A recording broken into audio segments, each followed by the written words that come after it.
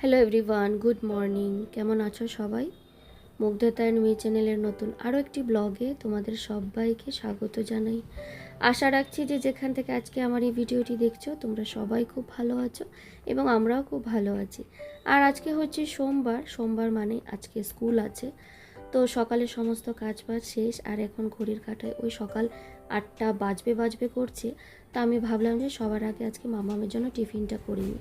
আর আজকে সেভাবে টিফিন কিছু দেওয়ার ছিল না, তো ভাবলাম আজকে আমি ম্যাগিটাই বানিয়ে দিই। ওই যেভাবে বানাই আর কি, পেঁয়াজ গাজর দিয়ে সেভাবেই করছি। বলো good morning. Good morning. Biscuit biscuit কোথায়? হ্যাঁ, বিস্কিট কোথায়? না না বিস্কিট নেই তো। না তো বিস্কিট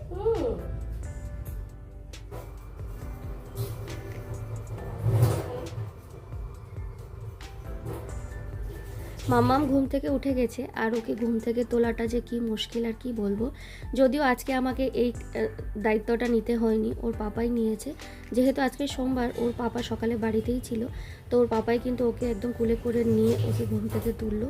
আর সোমবার দিনটা না আমার অনেকটা চাপ মানে কম থাকে, অনেকটা আমি রিল্যাক্সে থাকি, কারণ সোমবার দিনটা মামাকে ঘুম থেকে তোলানো, ওকে স্কুলে নিয়ে যাওয়া। রোজ তো প্রতিদিন ওর পাপাই ওকে স্কুল থেকে আনে, কিন্তু আমাকে কিন্তু রোজ ওকে স্কুলে দিয়ে আসতে হয়, শুধু সোমবার দিনটা বাদে। তো ওই দিনটা আমাকে খুব একটা বেশি চাপ নিতে হয় না। তো তোমরা দেখতেই পেলে মামামের মুখ ধোয়া শেষ, আর মামাম আজকে খুব খুশি, খুব হ্যাপি, জানি না কেন। তো যাই হোক, ওর টিফিনটা আজকে আমি গুছিয়ে নিচ্ছি। আর ওই যে পেঁয়াজ আর একটু গাজর দিয়ে যেভাবে আমি ম্যাগিটা করি ডিম ছাড়া, সেভাবেই করলাম। যেহেতু আজকে কিছু দেওয়ার ছিল না, তো ভাবলাম আজকে আমি ম্যাগিটাই করে দিই। আর মামামকে তো এই সমস্ত জিনিস খেতে আমার দুষ্টুটা খুবই পছন্দ করে। যদিও আমি খুব একটা বেশি দিতে চাই না বললেও মানে দেওয়াটা হচ্ছে, কিন্তু কিছু করার নেই। আর যেহেতু মামাম খেতে পছন্দ করে, তো আমি ভাবি যে ঠিক আছে, ও যেহেতু পছন্দ করছে তো এক আধ দিন তো খেতেই পারে, তাতে কোনো অসুবিধে নেই। আর তো যাই হোক, মামাম এদিকে স্কুলে যাওয়ার জন্য রেডি। আর ও চাইছে ওর খেলনাপাতি যা আছে সব নিয়ে আজকে ও স্কুলে যাবে। আর আমি চুলটাকে ওকে বেঁধে দিয়েছি, আর নতুন স্টাইলে মামাম চুল কেটেছে। কেমন লাগছে তোমরা আমাকে অবশ্যই কিন্তু কমেন্টসের মাধ্যমে জানাতে ভুলো না। তো এইদিকে দেখো আমার দুষ্টু কিন্তু একদম রেডি, আর ওদিকে কিন্তু ওর পাপাও রেডি। স্কুল যেদিন থাকে না সেদিন খুব একটা চাপের মধ্যে থাকি, কি বলবো। সকালে যতটুকু না করলে না হয় ততটুকু কাজ সেরে না, তারপর কিন্তু মামামের পেছনে লাগতে হয়। ওর পেছনে তো প্রায় আধ ঘন্টা থেকে 40 মিনিট আমাকে দিতেই হয়, ওকে ঘুম থেকে তোলা। মেয়ে আমার সহজে ঘুম থেকে উঠতে চায় না। আর যেদিন রোববার থাকে বা কোনো দিন যদি স্কুল ছুটি থাকে, সেদিন দেখবি সবার আগে ঘুম থেকে উঠে গেছে, ওকে ডাকতেও হয় না। কিন্তু যেদিন স্কুল থাকবে না, ও কোনো রকমভাবে কিন্তু বিছানায় ছাড়বে না। তো যাই হোক, এই যে মাম্মাম কিন্তু ওর পাপার একদম বাড়ি থেকেই ওর কুলে মানে ওর পাপার কুলে উঠে ও একদম পুরো স্কুলে যাচ্ছে। তো যাই হোক, মাঝে মধ্যে কিন্তু আমার সঙ্গেও এরকম করে, কিন্তু আমি আবার অর্ধেক রাস্তা কুলে করে নিয়ে যাই, আবার অর্ধেক রাস্তা হাঁটিয়ে নিয়ে যাই। তো যাই হোক, মাম্মাম তো স্কুলে চলে গেল, আর আমি ভাবলাম যে আমার যে বাকি থাকা পড়ে এক্সট্রা কাজগুলো আছে সেগুলো এখন আমি করে ফেলি। বাড়ির দরজা জানালার পর্দা তো অনেক দিন আগে আমি কেচেছিলাম, অনেক দিন আগে বলতে ধরো ওই 2 থেকে 3 দিন আগে আমার কাচা দেওয়া হয়েছিল। যেহেতু অম্বুবাচী গেছে, তো বাড়ির একটা কিছু জিনিস আমি রাখিনি আধোয়া, সব কিছুই আমি ধুয়ে দিয়েছি। তো যাই হোক, ওই যে লাগাচ্ছি বা সময় হচ্ছে না, সেগুলো ভাবতে না আর লাগানোই হচ্ছিল না। তো আমি ভাবলাম এই মুহূর্তে একটু আমি ফ্রি আছি, তো ভাবলাম মামাম যেহেতু স্কুলে গেছে তো একটু আমি ফ্রি আছি, তো চলো এই কাজগুলো আমি এখন সেরে ফেলি।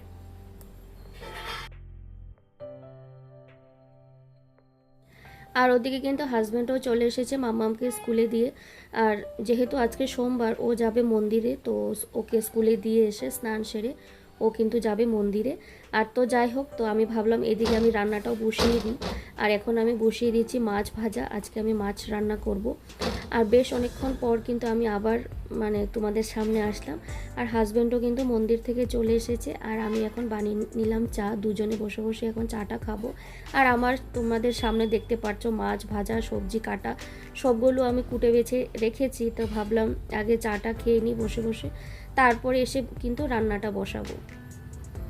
আর আজকে খুব একটা বেশি রান্নাবান্না করছি না, শুধু মাছের ঝোল ভাতই করব। আর তার সঙ্গে আরেকটা কিছু তো করতে হবে, শুধু এক তরকারি দিয়ে তো আর খেতে নেই। তো মাম্মামের জন্য আজকে মাছের ঝোল ভাত করছি। এই মুহূর্তে তোমরা যারা যারা আমার এই ভিডিওর সঙ্গে জুড়ে আছো, তোমাদের সবাইকে অসংখ্য ধন্যবাদ। প্লিজ আমার ভিডিওটিতে একটি করে লাইক দিয়ে দিও। তোমাদের একটা লাইক আমার এই ভিডিওটি আরও অনেকের কাছে পৌঁছে দিতে সাহায্য করবে। আর তুমি যদি আজকে নতুন বন্ধু হয়ে থাকো, আজকে প্রথম দেখছো আমার এই ভিডিওটি, তাহলে আমি বলবো ছেড়ে যাওয়ার আগে আমার এই ছোট্ট চ্যানেলটিকে সাবস্ক্রাইবও করে রাখতে পারো। আর যারা যারা অলরেডি এই কাজটা করে দিয়েছো তাদেরকে অসংখ্য ধন্যবাদ। আর আমার বন্ধুদের কাছে একটাই রিকোয়েস্ট করব, প্লিজ ভিডিওটি স্কিপ না করে পুরোটাই দেখার চেষ্টা করবে। আর যদি তোমাদের দেখতে ইচ্ছে না করে, তাহলে কিন্তু আমার ভিডিওটা দেখবে না। তাতে করে কি হচ্ছে বলো তো, আমার ভিডিওর ইমপ্রেশন তো নষ্ট হচ্ছেই, সাথে করে কিন্তু তোমাদেরটা হচ্ছে, যেটা তোমরা একদমই বুঝতে পারছো না। তো যাই হোক, এখানে আমার রান্নাবান্না চলছে। আর আজকে তো আর ব্রেকফাস্টে করলাম আম আর মুড়ি। অনেক দিন পর দুজনে মিলে আম মুড়ি খেলাম বেশ জমিয়ে। আর তারপর চলে এসেছি রান্নাবান্না করতে। আর আজকে খুব একটা বেশি রান্নাবান্না করছি না, কারণ কি বলো তো বন্ধুরা, কালকে না মাছের ঝোল ছিল, মানে ওই চিংড়ি মাছ করেছিলাম, সেটা আছে। আবার রাতে না পনির বাটার মশলা অর্ডার করা হয়েছিল বাইরে থেকে, সেটা খেয়েছিলাম রাতে, তো সেটাও একটু আছে। তো ভাবলাম দুটা যখন তরকারি আছে, তো আর বেশি কিছু রান্না করে লাভ নেই। তো তার সঙ্গে আমি একটু উচ্ছে ভাজাও করলাম, আর তার সঙ্গে আলু বেগুন দিয়ে রুই মাছের ঝোল করলাম।